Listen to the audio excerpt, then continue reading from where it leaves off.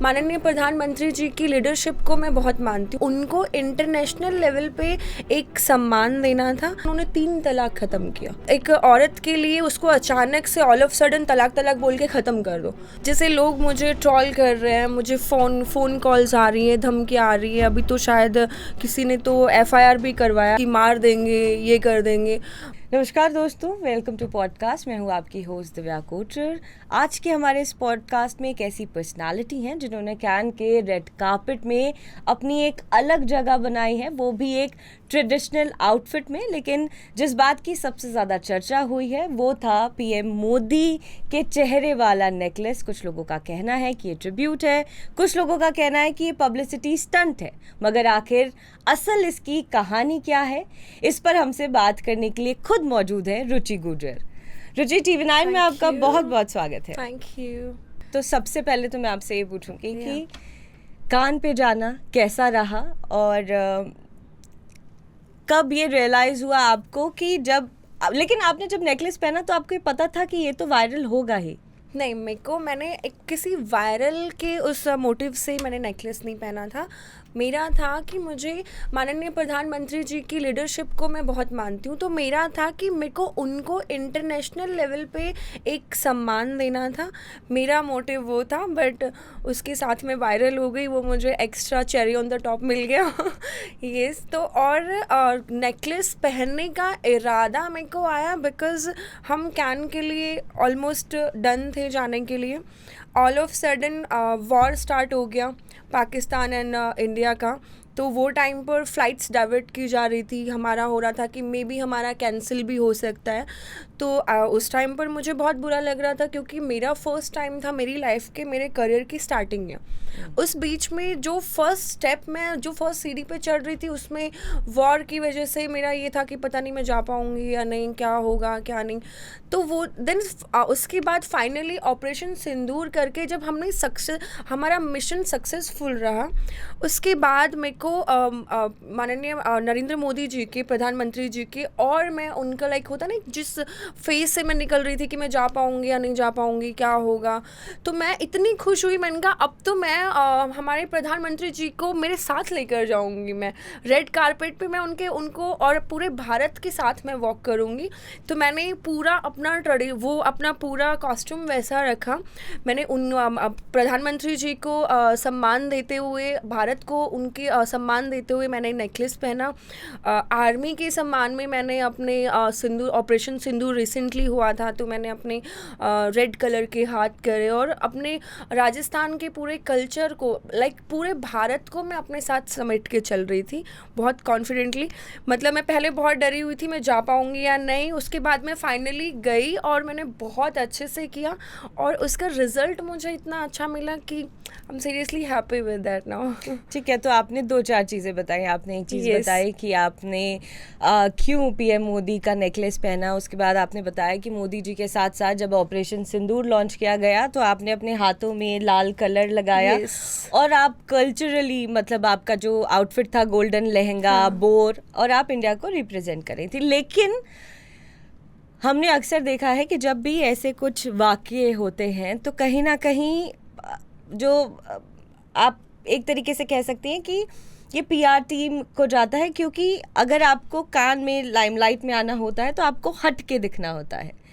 तो ये तो अंदर कहीं ना कहीं पता था कि अगर आप ऐसा करेंगी तो आपका जो एक आउटकम जाएगा लोगों के बीच में वो डिफरेंट जाएगा और आप ज़्यादा कैची लगेंगी। क्या ऐसा कुछ था?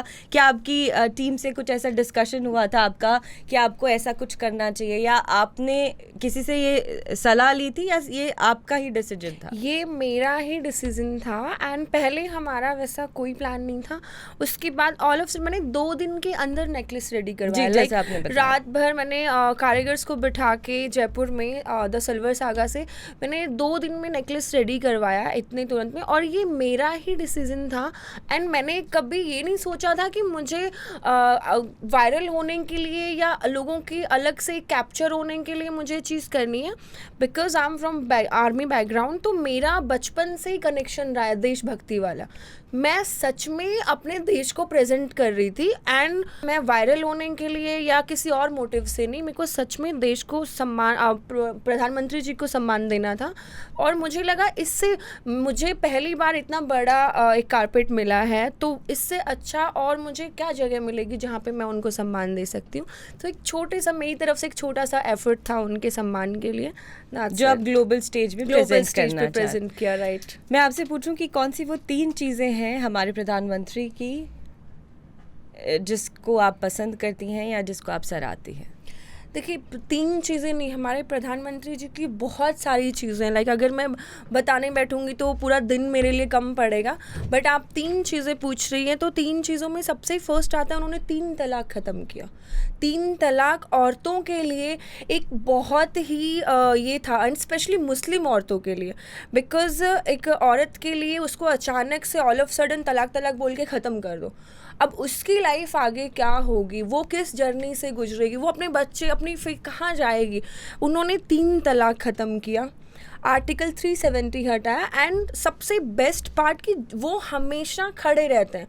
अगर किसी ने, मैं एग्जांपल दे रही हूँ, जैसे पाकिस्तान ने, उन्होंने उस टाइम पे पुलवामा अटैक किया, तो हमने तुरंत प्रधानमंत्री जी ने उनको जवाब दिया, सर्जिकल स्ट्राइक। अभी जो पहलगाम अटैक हुआ उसके बाद उन्होंने ऑपरेशन सिंदूर करके, लाइक उन्होंने एक जो लेडी थी जिसकी शादी आई थिंक कुछ दिन पहले हुई थी, और उसने अपने हस्बैंड को, वो हनीमून पर गई थी, अपने हस्बैंड को, उनके हस्बैंड की वहाँ पर ये हुआ, उन्होंने सिंदूर का बदला लिया। तो वो जो उनकी जो लीडरशिप है ना, उनकी जो पावर है कि वो कहीं पे भी पीछे नहीं हटते, वो जो पावरफुल लीडरशिप है ना उनकी, वो मुझे बहुत प्रभावित करती है। तो आपको लगता है कि अभी तक के वो बेहतरीन प्रधानमंत्री हैं, ये आप ऐसा सोचती हैं? क्या आपकी भी थिंकिंग कंगना से मैच करती है इस मामले में? नहीं, किसी और से आप मेरी थिंकिंग को मैच मत करिए, क्योंकि आप इंडस्ट्री की हैं, तो इंडस्ट्री में वोकल होकर कंगना ने बोला है, और उसके बाद मैं, क्योंकि वरना जितने भी लोगों से मैं बात करती हूँ कभी भी कोई इतना मुखर होके बात नहीं रखता है, इसीलिए मैंने आपको पहले हमारे जैसे पहले थी इंदिरा गांधी जी थी पहले, बट अब फिलहाल प्रधानमंत्री नरेंद्र मोदी जी ही हैं। मैं उनके सिवाय आई डोंट थिंक सो कि कोई और फेस ऐसा है जो इतना पावरफुली, इतना स्ट्रांगली डिसीजन ले सके, जो तुरंत अपनी चीज़ें रख सके, और उन्होंने हर जगह पे हमारे, चाहे वो मेड इन इंडिया हो, हर तरीके से वो हमारे देश को बढ़ा रहे हैं। आज अगर आप कभी भी विदेश जाओगे, किसी भी कंट्री में जाओगे, तो पहले जो इंडियंस को देखा जाता था, अब थोड़ा ऐसा सा आपका एक्सपीरियंस, ऐसा मेरा एक्सपीरियंस रहा है, पर्सनल एक्सपीरियंस रहा। लाइक लास्ट टाइम मैं लास्ट ईयर दिसंबर में मैं कजाकिस्तान गई थी, अलमाटी। तो वहाँ पर मैं एक नॉर्मल एक मार्केट में चली गई थी, मुझे ड्राई फ्रूट्स लेने थे। तो कुछ कजाकिस्तान के लोकल मुस्लिम लोग थे, या मुस्लिम, आई डोंट नो उनकी कास्ट क्या थी, बट वो दूर से ही चिल्लाने लगे लाइक इंडियन, नरेंद्र मोदी, वो दूर से। तो वो चीज़ जो मुझे उस टाइम पर रियलाइज़ हुई कि नहीं यार, हमारे प्राइम मिनिस्टर ने कुछ तो कमाया है विदेशों में आके, कि आज लोग इंडिया को या उनके नाम से, उनका नाम लोग जानते हैं। तो वो उन्होंने एक छवि रखी है जो अभी मुझे लगता है, पहले ऐसा नहीं, पहले भी इंदिरा गांधी जी भी थी, बट फिलहाल आई डोंट थिंक सो कि प्राइम मिनिस्टर, मतलब इंदिरा गांधी जी के बाद आप मोदी जी को इस तरीके से। यस। अब बात करते हैं कान की। तो कैसे शुरुआत हुई, कैसे आप वहाँ पर गई, क्या कुछ वहाँ पर रहा, इसके बारे में बताएं। हाँ जी, तो मेरी फिल्म एक शॉर्ट फिल्म थी, तो उसका हमें ऑफिशियली स्क्रीनिंग का मौका मिला। फिल्म का नाम क्या था? लाइफ। यस। तो उसका ऑफिशियली हमें वहाँ पर स्क्रीनिंग के लिए ये सेलेक्ट हुई कि वहाँ पे स्क्रीनिंग के लिए। तो मेरी मैं मानती हूँ कि मैं बॉलीवुड इंडस्ट्री में सबसे लकी मैं अपने आप को मानती हूँ, बिकॉज मेरी फर्स्ट मूवी, इससे पहले मैंने कोई मूवी नहीं की थी, मेरी एल्बम सॉन्ग की है, उससे पहले मेरी पहली मूवी, और वो कैन फेस्टिवल में स्क्रीनिंग हो रहा है और मैं रेड कारपेट के लिए जा, इससे लकी और कोई क्या हो सकता है। तो मेरी पहली फिल्म वहाँ पे गई, एक तो मेरे लिए वो बहुत बड़ी बात थी। उसके बाद मैं वहाँ पे गई तो मैंने अपने पूरे भारत को प्रेजेंट किया, और उसके बाद आज मुझे, देखिए, नेगेटिव लोगों को छोड़ दीजिए, नेगेटिव लोग हमेशा नेगेटिव बात करेंगे, बट पॉजिटिवली आज मुझे हर न्यूज़ से या हर चीज़ से वो एक चीज़ मिल रही है। तो मेरे लिए तो मतलब ये एक बहुत ही मेरी लाइफ चेंजिंग वाला मेरा ये इवेंट रहा है, कांस वाला, मैं कभी नहीं भूलूंगी। लाइफ में फर्स्ट टाइम इतना अच्छा मेरा ये हुआ। तो आपके लुक हाँ। आपके लुक को देखते हुए जो ग्लोबल ऑडियंस है उनका क्या रिएक्शन आया? मेरे लुक को देखकर लाइक नॉर्मली कैन में जितना मैंने नोटिस किया वहाँ पे पब्लिक इतना ज़्यादा नोटिस नहीं करते। नॉट, मैं सिर्फ इंडियंस की बात नहीं कर रही हूँ, बाकी की नॉर्मल उनके वहाँ की भी जो पब्लिक है जो अलग अलग कंट्रीज से आती है वो लोग इतना नहीं देखते या इतना एंटरटेन नहीं करते हैं या, बट मेरे को हर इंसान देख रहा था, चाहे वो कैमरामैन हो, वहाँ के जो लोकल मीडिया हो या फोटो। जब मैं वहाँ से निकली कारपेट तक, उस बीच ही रास्ते में लोग मुझे लाइन से खड़े होकर देखने लग गए थे, तो मुझे वाइब आया कि यार मैंने कुछ तो डिफरेंट किया है। लोगों ने मेरे साथ फोटोज़ क्लिक करना स्टार्ट कर दिया, सेल्फी लेना स्टार्ट कर दिया, लाइक मैं कारपेट पे पहुंची नहीं उससे पहले। तो मुझे रियलाइज़ हुआ कि नहीं, मेरे भारतीय संस्कृति में कुछ तो है कि पूरी पब्लिक खड़ी होके मुझे अगर देख रही है तो मुझे वो भी बहुत अच्छा लगा।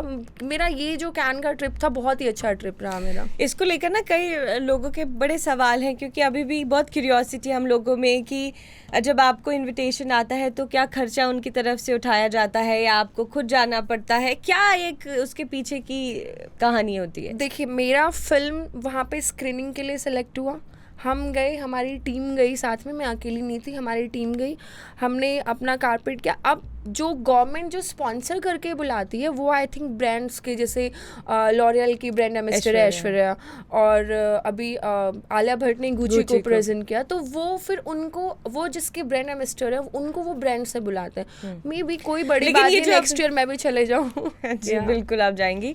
इन्फ्लुएंसर्स का एक कल्चर देखने को मिल रहा है। अब बात कर रहे हैं, करण जौहर भी अक्सर बात करते रहते हैं कि हम देखते हैं कि इन्फ्लुएंसर्स रेड कार्पेट के लिए जाते हैं। आई थिंक उनका कुछ ऐसा स्टेटमेंट था कि आप पैसे देते हैं, आप रेड कार्पेट पर जाते हैं और आप आते हैं। बहुत सारे इन्फ्लुएंसर्स ऐसा करते हैं, हो सकता है करते होंगे, बट मेरी फिल्म गई थी, मैं अपनी फिल्म के लिए नहीं, मैं आपसे उस पे ओपिनियन पूछ रही हूँ कि इन्फ्लुएंसर्स का जाना रेड कार्पेट पे और जिस तरीके से इंडस्ट्री के लोगों के रिएक्शंस आते हैं इन्फ्लुएंसर्स पर, उस पर आप क्या कहेंगे? देखिए, सबका ड्रीम होता है, इन्फ्लुएंसर्स भी उनके भी ड्रीम्स होते हैं, वो अपने ड्रीम्स को पूरा करने के लिए गए हैं। अब वो कैसे गए हैं, किन टर्म्स एंड कंडीशंस पे गए हैं, अपना पे करके गए हैं या उनको स्पॉन्सर हुआ है, तो वो भी उनके ड्रीम्स हैं, वो उनके सपने पूरे हो रहे हैं। उन्होंने सपना देखा होगा कि मेरे को रेड कार्पेट करना है कैन में, तो इसमें आई डोंट थिंक सो कोई बुरी बात है, इसमें क्यों गलत कमेंट्स करने। जी बिल्कुल ठीक बात। आपका हर टाइम फेवरेट कौन रहा है जब कान की बात आती है? ऐश्वर्या राय के अलावा बताएं, क्योंकि ऐश्वर्या राय तो पायनियर ही रही हैं। और प्रियंका चोपड़ा। यस जी। कोई खास वजह? प्रियंका चोपड़ा में मुझे कॉन्फिडेंस जो है ना, वो मुझे वैसे प्रियंका चोपड़ा पर्सनली भी बहुत, मैं उनको एज एन एक्ट्रेस पसंद करती हूँ। जो कॉन्फिडेंस और जो उनका काम करने का तरीका है, आई लाइक हर। मैं उनको फॉलो करती हूँ, मैं उनको अपना इंडस्ट्री में आइडल मानती हूँ अपना।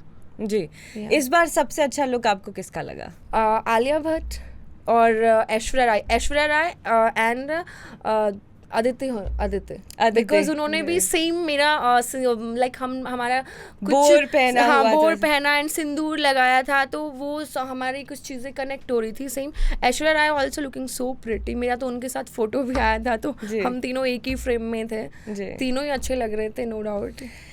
तो अब रुचिका, आगे क्या? आपका रेड कार्पेट सफल रहा, आपको तमाम लोगों की नज़रें आप पर गईं और एक अलग आप लाइमलाइट में नज़र आई, और पिछले कुछ दिनों से वो जो सिलसिला है वो लगातार जारी है।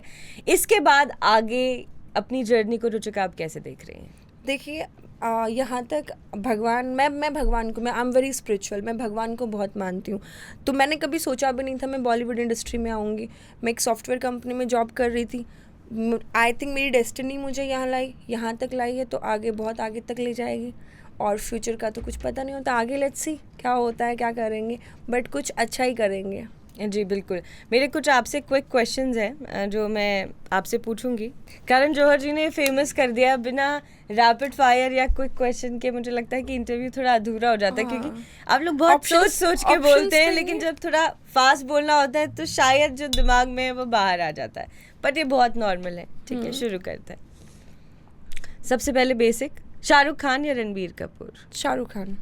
ड्रीम डायरेक्टर कौन होगा जिसके साथ आप बॉलीवुड में काम करना चाहेंगे? संजय लीला भंसाली। एक चीज़ आपके बारे में जो कोई नहीं जानता और आज हमें ये एक्सक्लूसिव बात बताएंगे आप। आई एम वेरी इमोशनल, जो कि लोगों को लगता नहीं, लोगों को मैं बाहर से बहुत हार्ड लगती हूँ बट अंदर से मैं बहुत इमोशनल हूँ। पीएम मोदी वाला नेकलेस पहनने के बाद कभी जहन में आया कि आपने सोचा होगा अगर मैं ये नहीं करती तो बेहतर होता?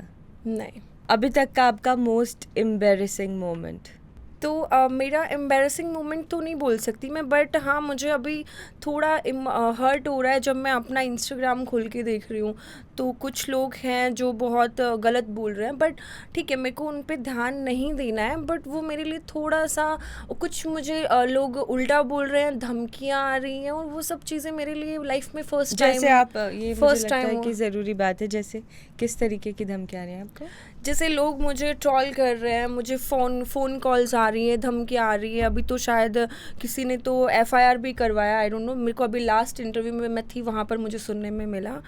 तो वो मुझे बहुत ये कर रहा है, लाइक मैं एक अच्छी चीज़ करने गई थी, मैं हमारे प्राइम मिनिस्टर को ऑनर दे रही हूँ, उनको सम्मान दे रही हूँ, उसमें लोगों को मैं अपनी इंडियन आर्मी को सम्मान दे रही हूँ, उसमें लोगों को प्रॉब्लम हो रही है। मतलब उसमें लोग मुझे उल्टा बोल रहे हैं, गाली दे रहे हैं, कॉल्स करके धमकियां दे रहे हैं, एफआईआर करवा रहे हैं। कुछ क्या पता कुछ लोग कितना उल्टा बोल रहे हैं कि आई डोंट नो ये बातें कितनी सही है और कितनी गलत, की मार देंगे, ये कर देंगे। बट ठीक है, मेरे लिए वो थोड़ा ट्रॉमा हो रहा है बहुत, पर मैं कर रही हूँ, एडजस्ट कर रही हूँ, because I am a strong girl, तो मैं कर जाऊँगी। पर मैंने सोचा नहीं था कि मैं अपने देश के लिए इतना अच्छा करूँगी और उसका रिजल्ट में मुझे ये चीज़ें मिलेंगी। आई डोंट नो ये लोग इंडियन हैं भी या नहीं है, because I don't think so कोई इंडियन ऐसा करेगा। पता नहीं ये कौन लोग हैं जो धमकियां दे रहे हैं, जो कमेंट बॉक्स में आके इतने गंदे और चीप वर्ड्स यूज़ कर रहे हैं। हो सकता है उनकी परवरिश वैसी रही होगी, उनको वही चीज़ें सिखाई गई होंगी जो कि वो कर रहे हैं, गाली गलौज करना और वो सब।